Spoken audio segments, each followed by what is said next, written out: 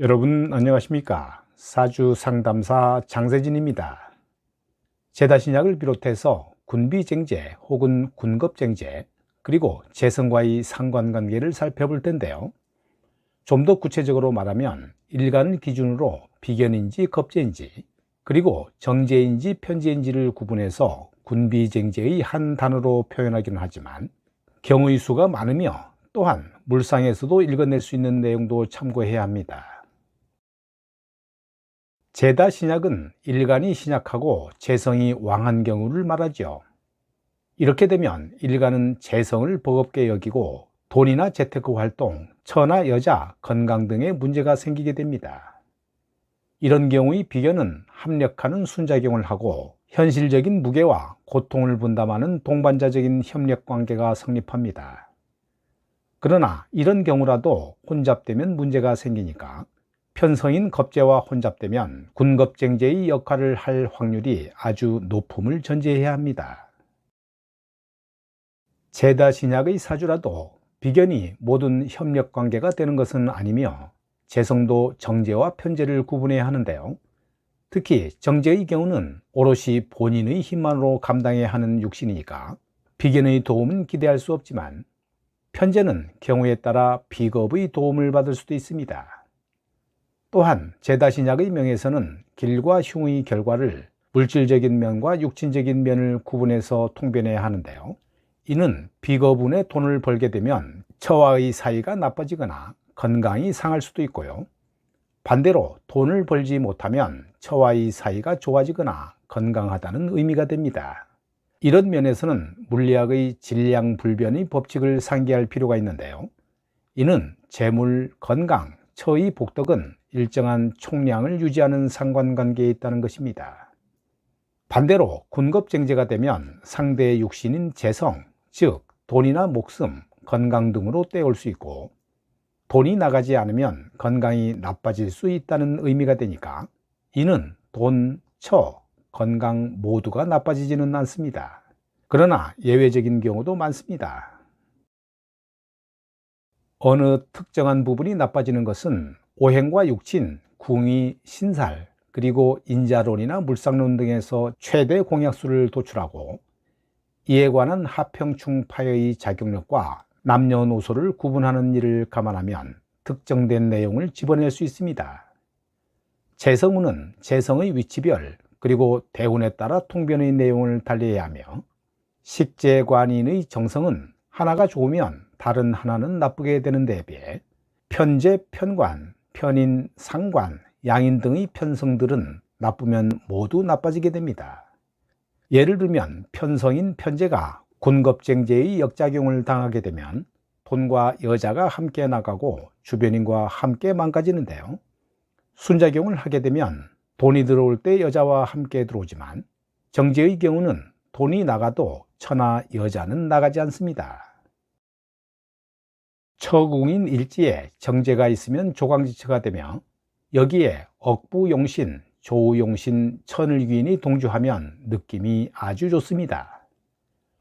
식상이 없거나 무력한 경우에 재성이나 관성에 대해 작용력이 강한 군비쟁제, 군겁쟁제, 군겁쟁관의 상대적인 개념은 제다신약인데요.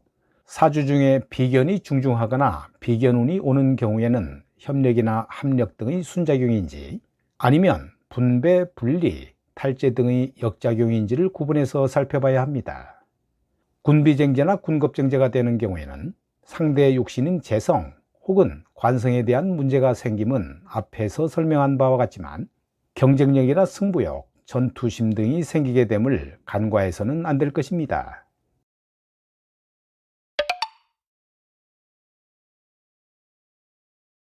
갑병무 경임의 양간 비견은 관성이 없으면 경쟁관계로 가고 있다면 분리 분배가 정확하게 이루어지는 순작용을 하게 됩니다.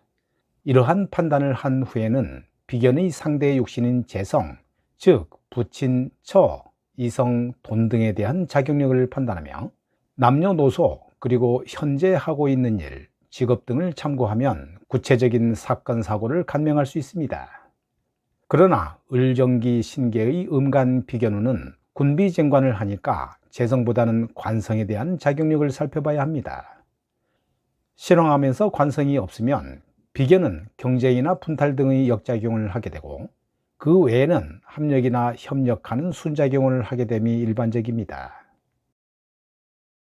사주원국의 비견과는 달리 운에서 오는 비견은 분리하는 방향으로 가게 되니까 외부에서 오는 비견운이 원인을 제공하며 이는 독자적으로 활동을 개시하려는 운이 되는 것인데요. 이런 경우에 관성이 없으면 비견이 분리 독립을 하게 돼서 손재살 등의 피해를 당하게 됩니다. 따라서 사주원국의 비견인지 운에서 오는 비견인지를 구분해서 길과 흉 그리고 일이 이루어지는 과정과 분위기를 통변에 반영해야 합니다.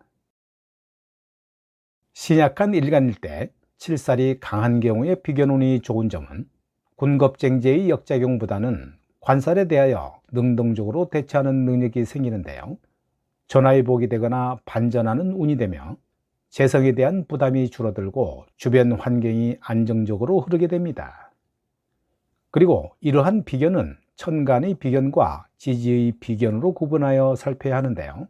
지지의 비견은 일간과 일심동체가 되는 조력자나 후원자 그리고 귀인이 되며, 천간의 비견은 또 다른 존재이니까 이는 걸림돌이 되고 역작용을 하는 분리나 분탈, 경쟁자가 있음을 의미하며 쟁제나 쟁관의 역작용을 하게 됩니다. 왼쪽 명식은 6월 정축일주 여명입니다. 신약한데 재성이 강하면 재다신약이라 해서 안 좋게 보는데요. 사주마다 다르기 때문에 단정짓지 않는 게 좋습니다. 재가 크면 공공의 돈을 만지는 곳, 즉 금융권, 재무, 회계 등으로 진로를 만들면 되는데, 만일 돈에 욕심을 내다 보면 원진살에 걸릴 확률이 있고 돈의 노예가 될 수 있습니다. 물론 돈을 벌 수 있는 시기가 있는데요. 그런 시기적인 것도 잘 알고 있어야겠죠.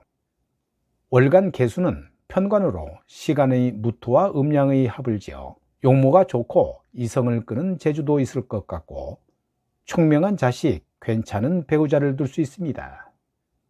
하지만 개수가 무토와 합으로 놀고 싶어 수생목을 못한 관계로 갑인이라는 인수 거목이 잘 성장하지 못했을 확률이 높습니다. 오른쪽 명식은 진월 기미일주 남명으로 신강 신왕한 팔자인데요. 재물은 월지 진토 지장간의 개수로 숨어 있으나 월간 무토겁제와 암화팔뿐만 아니라 군겁쟁제까지 하니까 태생적으로 재물복이 약합니다. 년지 편인과 진토 지장간 개수가 상극하는데요. 초년에 공부와 좋은 인연은 아닙니다. 이 명식은 재물과 이익을 두고 지나치게 주변 사람들과 경쟁하거나 사업이나 투자 방면으로 진출할 경우에는 낭패를 보거나 돈을 날리게 됩니다. 집안에 형제가 여러 명이었는데요. 부모 유산을 많이 물려받지 못한 것은 형제를 뜻하는 월주 무진의 위세가 좋고 나인 일지가 아니라 월지에 재물 수기운이 숨어 있기 때문입니다. 오늘 영상은 여기까지고요. 다음 영상에서 뵙겠습니다. 여러분 감사합니다.